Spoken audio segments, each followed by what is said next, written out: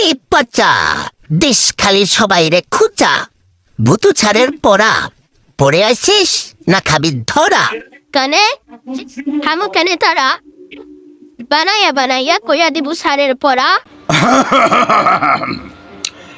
এই যে হনুমানের পাল, আইস তোদের কি হাল, কমে গেছে তো পেটের চাপ। আচ্ছা এবার পড়াদে দেখি বাপ। ঠিক আছে স্যার, আমি মানুম না তো হার। শুনুন তাইলে সেকালের পদ্ধতি হাগার।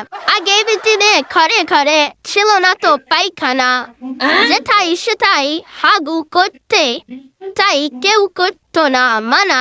গাছের আরে চুপ ঝাড়ে কিংবা পুকুর পারে হাগু পাইলেই যাইতো চলে, গান গেয়ে তাইরে নাইরে।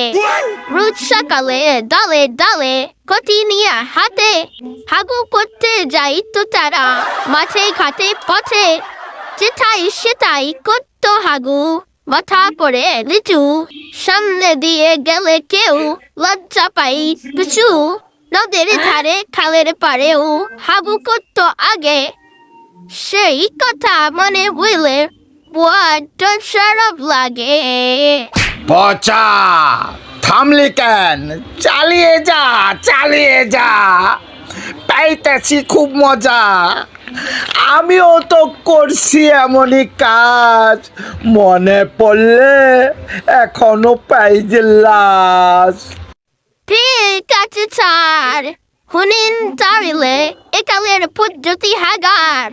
একালের মানুষ হাগু করতে ঘরের মধ্যেই বানাইছে টয়লেট। হাগু পাইলেই বৈশা যায়, করে না একটু লেট। আনন্দে করে হাগু করে, মোবাইল নিয়ে হাতে ইন্টারনেটে লাইভ করে হাগার সাথে সাথে। টয়লেট আর রান্নাঘর পাশাপাশি একালে হাগু পাইলে আর কাউকেই যাইতে হয় না খালে আর বিলে। ওরে পচা, এবার আমারে বাঁচা, এবার তুই থাম। তোর কথা শুই না আমার বের হইতাছে ঘাম। হাগুও পাইছে সাথে, গেলাম আমি পথে, এবার আমি গেলাম।